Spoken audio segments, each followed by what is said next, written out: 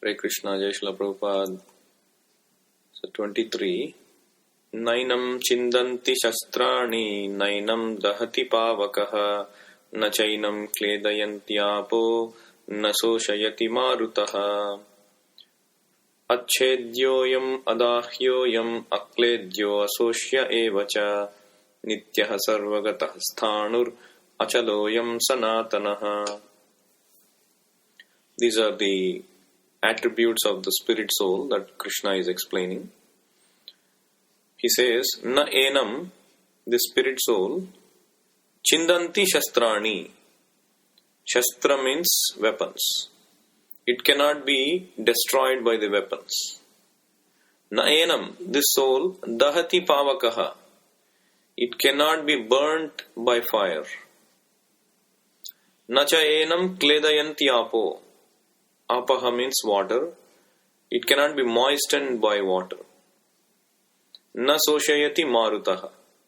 It cannot be dried by the wind, withered by the wind. And 24 says, Achedya ayam, adahya ayam, this spirit soul ayam, achedyaha, unbreakable. It has always been like one complete unit. Adahyayam, it cannot be burned. And akledyo asosya evacha, it cannot be solved. It is insoluble. Akledya and asosya cannot be dried. Nityaha sarvagatah sthanur, it is eternal.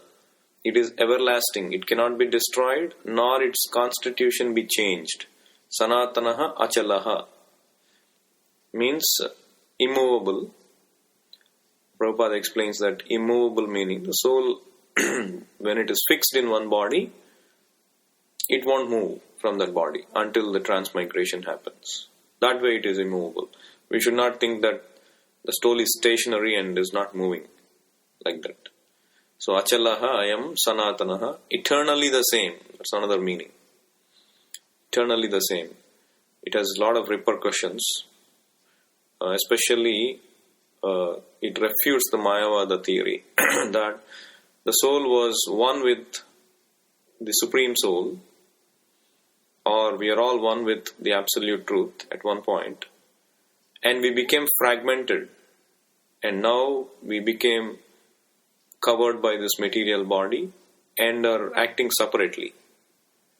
And when we become liberated, we again go and merge into that Supreme Spirit.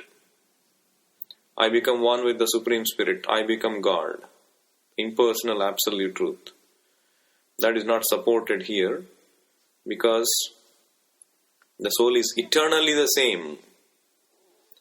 Sanatanaha. It cannot be broken. Unbreakable. Achedya. If you were to accept Mayavada philosophy, you have to go away from Bhagavad Gita. Because Bhagavad Gita clearly says Achedya. The Mayavadis, they accept something called Prasthanatraya. Prasthanatraya means, Prasthana means the proof. The proof they accept is Upanishads, the Vedic Upanishads, Vedanta Sutra and Bhagavad Gita. So whatever concepts the Mayavadis have to derive has to be supported in these three. So if they cannot support using this Bhagavad Gita, they cannot uphold their philosophy. So that's why Prabhupada mentions in the purport, 23rd purport, nor was it ever possible to cut the individual souls from the original soul. The Mayavadi, however, cannot describe how the individual soul evolved from ignorance and consequently became covered by illusory energy. Because they are atomic individual souls, they are prone to be covered by illusory energy and are thus separate and thus can become separated from the association of the Lord. So the explanation that the Mayavadis give is, we were all one, but somehow or other we became ignorant and we became covered by illusory energy and the Supreme Spirit became divided. So that breaks this principle, Achedyaha. So that it cannot be done. Sanatanaha means eternally the same. But the right understanding is, Prabhupada is quoting here from Varaha Purana, the living entities are described as separated parts and parcels of the Supreme. They are eternally so. In Bhagavad Gita also Krishna confirms that later, 15th chapter. Who can say that verse? We are all separated parts and parcels of the Supreme Lord.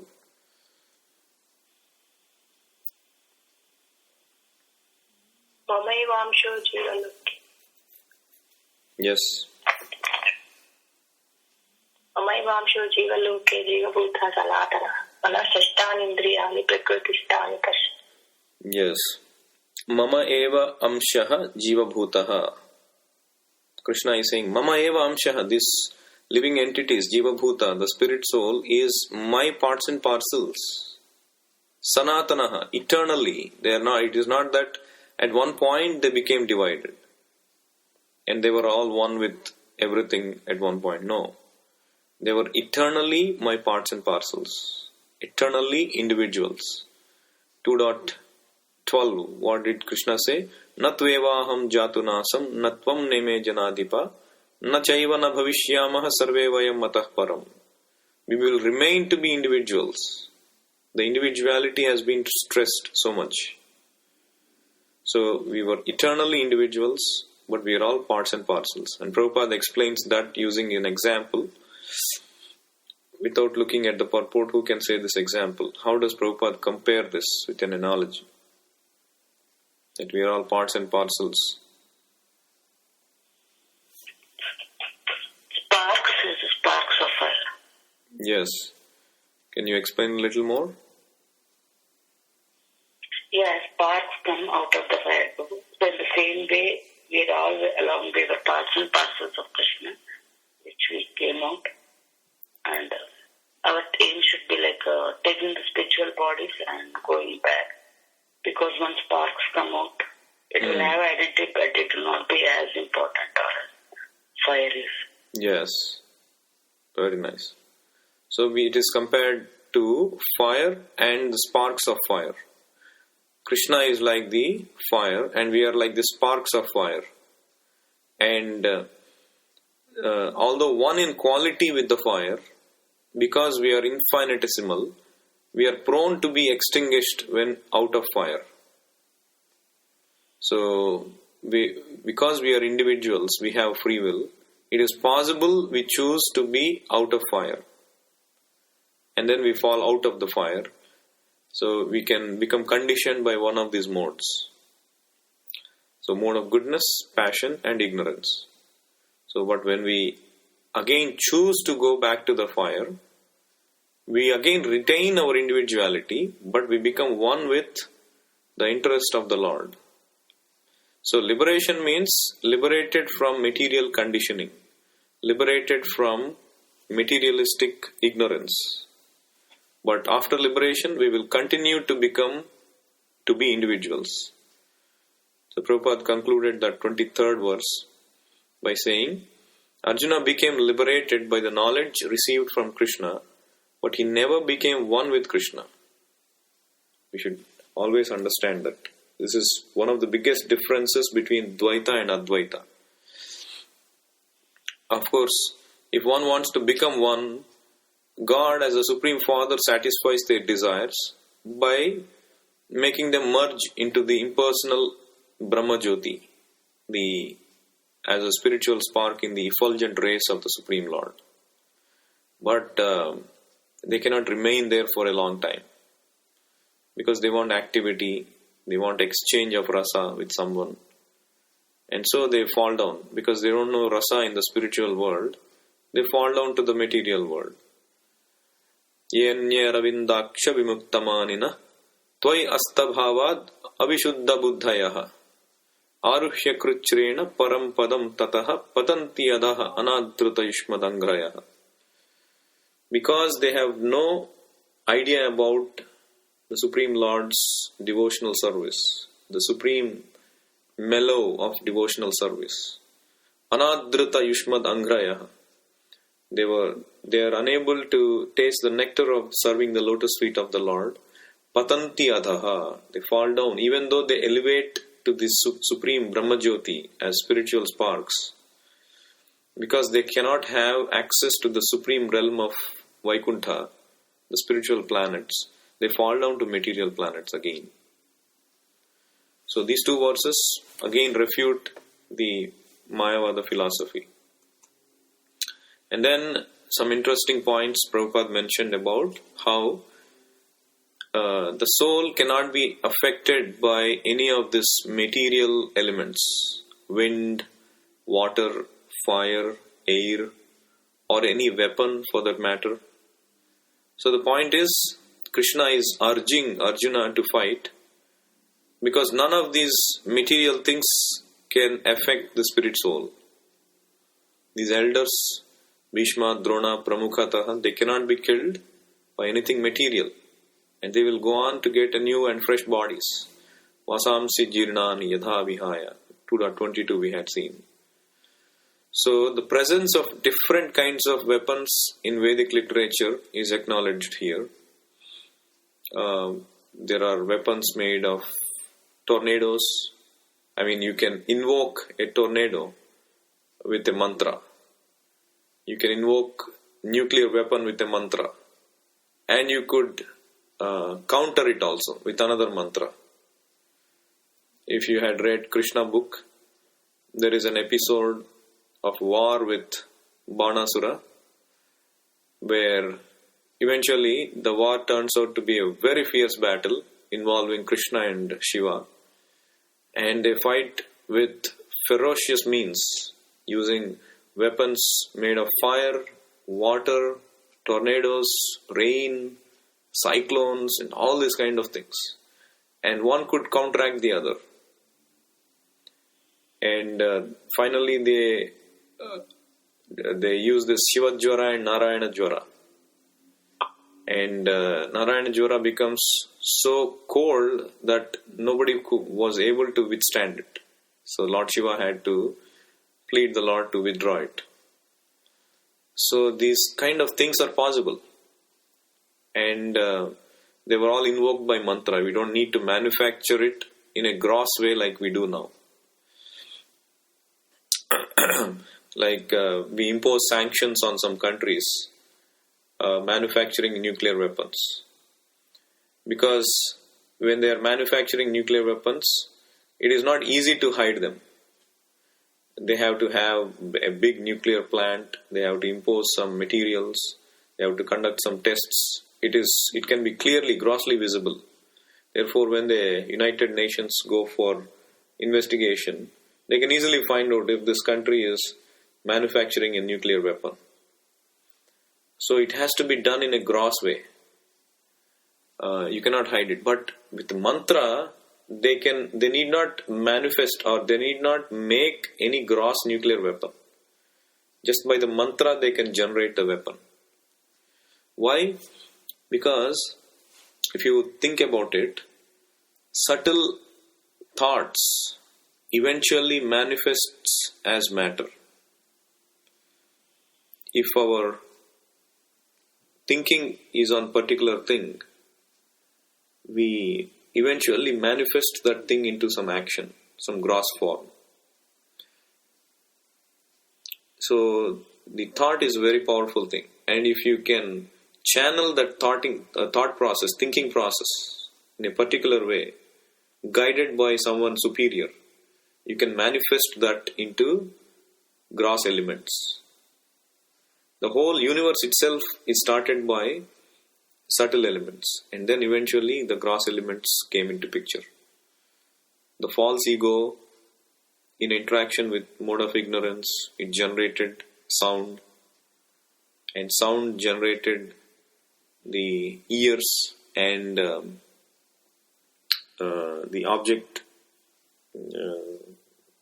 various other sense objects eventually came about.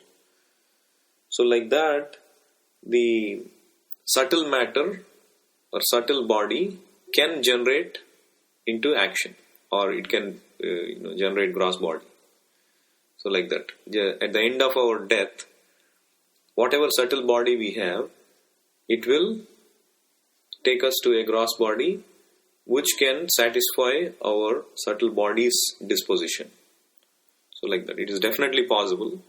By logic we can understand this. And in those days people were knowledgeable about how to do this. So this all may look phantasmagoria, but these are all Vedic statements. We cannot pick and choose, accepting some statements and rejecting some statements. It's called Ardha Kukkuta Nyaya. Oh, I accept only this because it appeals to my intellect, but the other one I don't accept. No, this is not in line with my understanding. No, we should not do that. Just like this example of the hen giving eggs from its backside. This guy thought it was giving golden eggs, and he thought from the front mouth it was consuming all his food and giving golden eggs from the back. So he cut off the front. So it became useless. So we have to accept Vedic statements completely. Of course, some statements have to be accepted in proper context in which they are made. For example, there is a statement in Srimad Bhagavatam which says, Ahastani sahastanam apadani chatushpadam nunam mahatam tatra jivo jivasya jivanam. What it basically says is, Ahastani sahastanam. Those who are devoid of hands become prey for those who have hands. And those who are devoid of legs become prey for those who are four-legged animals. Apadani chatushpadam. Like that, the weak become subsistence for the strong. So, jivo jivasya jivanam. So, this is the general rule in this material world, that one living being is the food for another living being. So, here the point is, one who is four-legged, they become food for those who are devoid of the legs, meaning who are like humans. So one time in the conversation, morning conversation with Prabhupada, some of the disciples were asking, Prabhupada, it is said like this, that who are devoid of hands, they become prey for those who have hands, and those who are devoid of legs, they become prey for the four-legged. So that means the animals, they are devoid of hands, but the humans, we have hands. That means animals are our food. So Bhagavatam is saying, Jivo jivasya jivanam. One living being becomes the food for another living being. So Prabhupada says, yes, if you want to remain uncivilized like an animal, you can do that. So if you were to take this verse by itself, you can misinterpret and treat it for different purposes. But if you take it in context, you have to understand in the right way from the authority. Jivo jivasya jivanam means one living being is the food for the other. But that doesn't mean that a civilized human being should indiscriminately go about having food as another creature. Just like you cannot kill another human being. You can discriminate how horrible sin it is. So you have to apply, if a human civilized person has to apply his discrimination in choosing his food. So we cannot avoid consuming vegetables because jivo jivasya jivanam. One living entity has to be the subsistence for the other in this material world. The principle. But we have to discriminate. So that's how Prabhupada explained that. So like that, we have to accept all the Vedic statements, but in the right context. And the other interesting point Prabhupada mentions in this 24th verse is about how the souls can exist in fire also. in the sun planet, because the word Sarvagataha is used, which means, of course, the Mayavadis interpret this in a different way. Sarvagataha means they say the spirit is everything or everywhere, meaning we become pervaded everywhere once we become liberated. But that is not how it is understood. Sarvagataha means the spirit souls are everywhere, which means including sun planet. The modern understanding that at high temperatures the living organisms become sterilized and there can not be any life, that is not accepted according to this statement. Sarvagataha means there has to be life even in the sun planet. In fact, Krishna himself says in 4th chapter that he has given this knowledge to the sun god in sun planet. Even recently, the modern inventions, discoveries, they are finding organisms called extremophiles or thermophiles. They found that some organisms exist at extreme high temperatures. 120, 130, 140, 150 degrees. They have found organisms to exist. And now they are saying that, okay, that is the highest and we cannot go to 160 because that is too high for a living organism to exist. But the same people, they said that beyond 100, nobody can sustain. There is no life. But now that they found a life at 150 degrees, now they are pushing the limit. So the modern knowledge, the materialistic knowledge is always changing based on the observation at that time. If they find newer and newer evidence, the knowledge changes. But the Vedic knowledge is not like that. It is unchangeable. There's no defects like the human beings have, the 4 mundane defects. The Vedic knowledge doesn't have. So Sarvagataha means always life exists in all conditions, including the sun planet.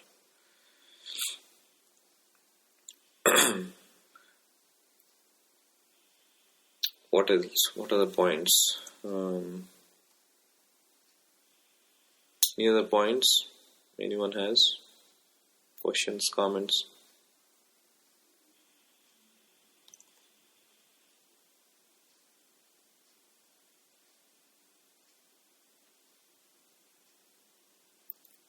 Okay.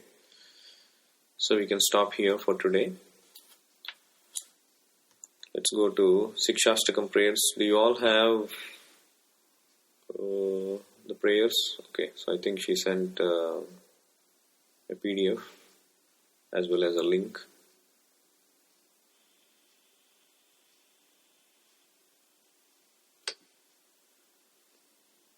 The translation also. So I'll get started.